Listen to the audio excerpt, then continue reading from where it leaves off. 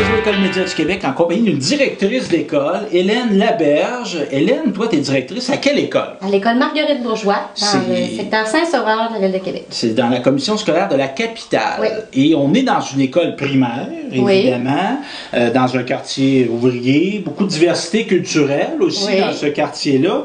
Et on a initié depuis quelques années un journal des élèves ici. Oui. Pourquoi? Pourquoi qu'on a, en tant que directrice, te permis ça et te donné des ressources pour que ça se vive dans l'école, ça? En fait, le journal existait avant que je sois ici, mais j'étais enseignante à ce moment-là. OK. Alors, j'étais au courant. Je sais que depuis plusieurs années, ce qu'on vise ici, c'est de favoriser l'engagement des élèves dans la vie de l'école et dans leurs apprentissages. OK.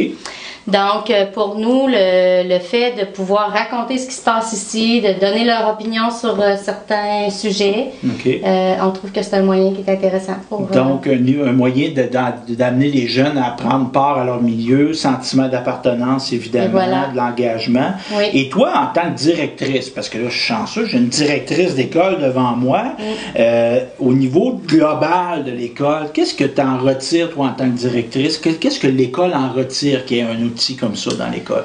Bien, c'est sûr que ça nous permet de faire la promotion des activités qui se vivent à l'école et puis c'est difficile sur le site internet, donc c'est pas juste les parents qui sont témoins de ce qui se passe à l'école, c'est comme une fenêtre ouverte sur le milieu. OK. Et puis il y a des gens de la communauté en général qui sont au courant. Par exemple, l'année passée, on a reçu la visite de Julie Snyder. Ben, ça nous a permis de le diffuser. C'était un moyen comme d'autres de diffuser des élèves. Donc, ce que je comprends, c'est que le journal des élèves, oui, ça s'appelle le journal des élèves. Je sais pas, comment ça s'appelle? Le petit clin d'œil de Marguerite. De Marguerite. Donc, le nom. Parce que l'ancien journal qui était destiné aux parents, format papier, s'appelait le clin d'œil de Marguerite.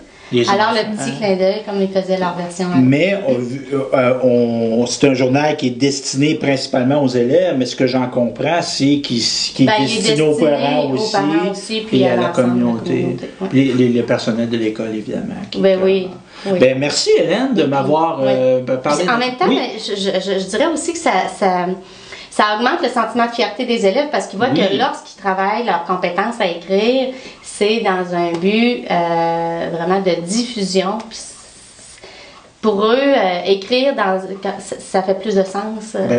Parce qu'ils savent que quelqu'un d'autre va les lire. C'est pas juste écrire, pour répondre à une attente d'enseignant. Des fois, on va écrire un travail, bon, ça va se passer en nous pour l'enseignant, puis ça va s'arrêter là. Tandis que là, si j'écris un article, ou je fais un dessin, ou je prends une photo... L'intention n'est pas la même.